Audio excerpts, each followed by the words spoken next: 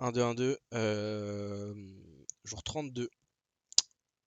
Aujourd'hui, les gars, je vais vous dire des choses par rapport à la chaîne YouTube et par rapport surtout à qu'est-ce que j'envisage de faire de cette chaîne YouTube là.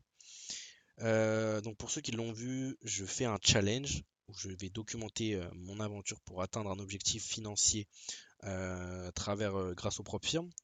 Ce défi, je m'en suis inspiré, enfin, j'ai toujours voulu faire quelque chose comme ça, mais j'ai vu en fait la chaîne, pour ceux qui connaissent, par exemple, je suis abonné, de Dorian, je pense que vous le connaissez. Donc c'est un étudiant qui a 22 ans, qui a à peu près le même, entre guillemets, on a à peu près le même profil.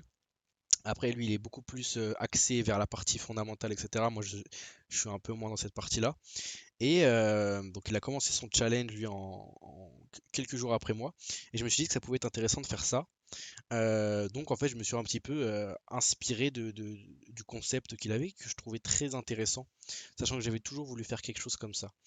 Euh, Maintenant je me rends compte d'un truc les gars. Je me rends compte d'un truc.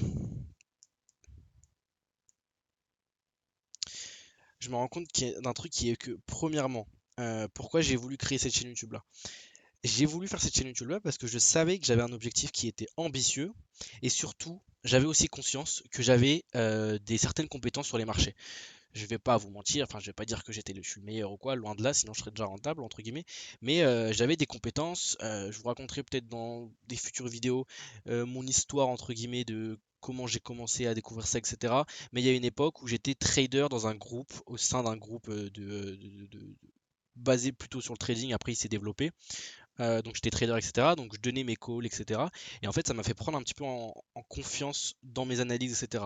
Parce que je recevais pas mal de messages de personnes du groupe qui me disaient: Waouh, magnifique, merci pour ce trade-là, tu m'as fait gagner ça, ça, ça, j'ai pris 3 R grâce à toi sur le gold et tout. Et j'avais une espèce de boost. Ça, j'en reparlerai, j'ai pas envie d'en parler en détail ici, ça prendrait beaucoup trop de temps. Mais je savais que j'avais des certaines compétences sur les marchés et que je me disais que ça pouvait être intéressant parce que maintenant je ne suis plus dans ce groupe pour des raisons personnelles. Mais je savais que je pouvais faire quelque chose en aidant des personnes, en donnant de la plus-value et surtout en m'aidant moi-même. Parce que l'objectif de cette chaîne YouTube là, c'est pas forcément de créer une communauté. Là, j'ai vu qu'il y avait un petit engouement, je commençais à avoir des abonnés, des commentaires, etc. Des commentaires positifs qui me donnaient du soutien, des commentaires d'autres négatifs, etc. Ça, je vous avoue, les positifs et les négatifs, je n'en prends pas forcément compte. Après, les positifs, je les remercie, etc. C'est très gentil d'apporter votre soutien. Mais vu que je ne prends pas compte des commentaires négatifs, je prends pas aussi compte des commentaires positifs. Parce que je sais que moi, en réalité, mon niveau, il est là où il est, en fait. Et les commentaires positifs, c'est surtout un boost qui n'est pas mérité à moi-même, si vous voulez. Euh, Après, bon, il y a commentaires positifs et commentaires positifs. Il y a des commentaires qui disent que je suis le meilleur, d'autres qui disent, enfin, les commentaires où ils disent que je suis le meilleur, je les prends pas en compte, quoi, si vous voulez. Mais en fait, je suis en train de me perdre un peu sur cette chaîne et je vous avoue déjà que premièrement, je poste les vidéos entre guillemets pour les poster et ça me fait plaisir d'avoir des commentaires, même si je lis les commentaires et je n'y réponds pas forcément. Mais enfin, je les lis, je lis souvent ceux qui sont dans ma boîte de notification parce qu'il n'y a pas tous les commentaires qui sont affichés. Mais donc c'est assez cool, etc. Mais en fait, le problème, c'est que mon objectif à moi, c'est pas pour l'instant de créer une communauté, mais c'est surtout d'atteindre mon objectif. C'est vraiment ça, la conviction la plus profonde que j'ai en moi actuellement. Ça serait déjà de financer ma première 50 000 que j'ai actuellement et ensuite de débloquer des autres fonds, etc. Mais ça, évidemment, c'est l'objectif utopique que je me suis fixé.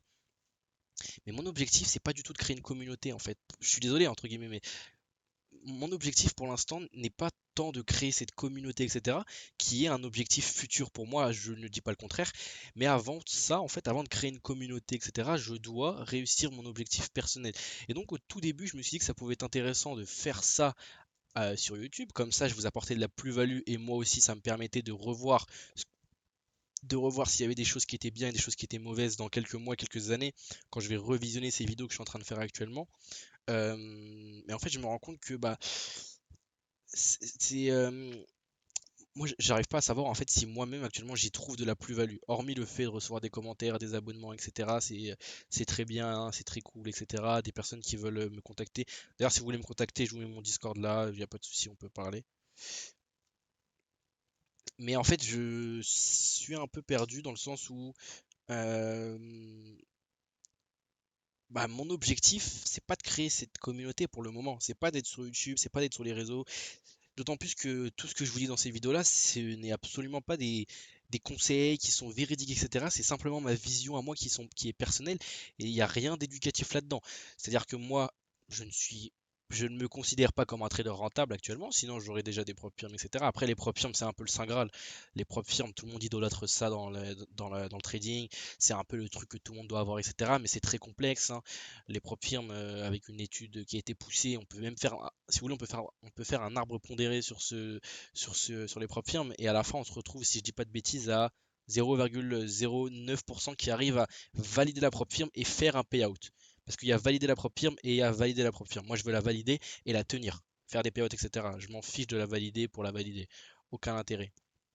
Mais je vous avoue que c'est assez complexe, la situation dans laquelle je suis actuellement. J'arrive pas à savoir en fait si moi j'y trouve de la plus-value pour moi personnellement. Après, je reçois des commentaires qui sont des fois très intéressants, notamment par exemple sur le spread. Ça, le spread, en réalité, je le savais que je devais retirer mon stop loss à 23 heures. Mais le problème, c'est que là, sur 4CHF, quand je me suis fait spreader, bon, déjà c'était dimanche et bon, c'était minuit, tout ça. Mais surtout, en fait, je ne le faisais plus parce que j'avais un courtier, fut une époque chez MyFNADFX, un courtier qui était vraiment très bien, très correct avec les spreads, en tout cas pour moi qui me convenait, qui était 8 cap. Donc j'avais perdu l'habitude. Mais là, du coup, vu qu'ils ont changé de courtier, bah, je me rends compte que je vais devoir refaire cette habitude-là, euh, etc. Après, j'ai eu des conseils de personnes qui me disaient de risquer 1%. Enfin, j'ai eu pas mal de commentaires que je ne prends pas forcément en compte. Je les lis, etc. Mais je ne les prends pas forcément en compte. Mais en fait, c'est surtout pour expliquer un peu que bah, la situation dans laquelle je me retrouve, elle est assez complexe. Mais donc voilà, les gars, je vous avoue que cette vidéo-là, elle est assez différente de d'habitude. Mais c'était vraiment pour un peu. Bah, j'étais assez sceptique en fait sur le fait de prolonger cette chaîne ou pas en réalité, parce que le défi il est quand même intéressant, parce que ça me permet à moi d'avoir déjà une discipline et bah, entre guillemets je peux m'améliorer à travers mes propres vidéos et puis même à travers des fois certains commentaires qui sont très constructifs, etc., et qui me donnent des conseils, même si la plupart du temps en fait là, si vous voulez, en fait je sais ce que j'ai à faire pour atteindre mon objectif. Je dois juste être concis, je dois juste avoir mon plan qui est bien quadrillé et je dois le respecter en fait. Et déjà, je dois remonter le drawdown. Au pire, si je crame la propre firme, tant pis, je reprendrai une propre firme un peu plus faible. Notamment, je pense plutôt prendre une 25 000. Mais j'avoue que pour l'instant, bah, je sais pas. Je sais pas.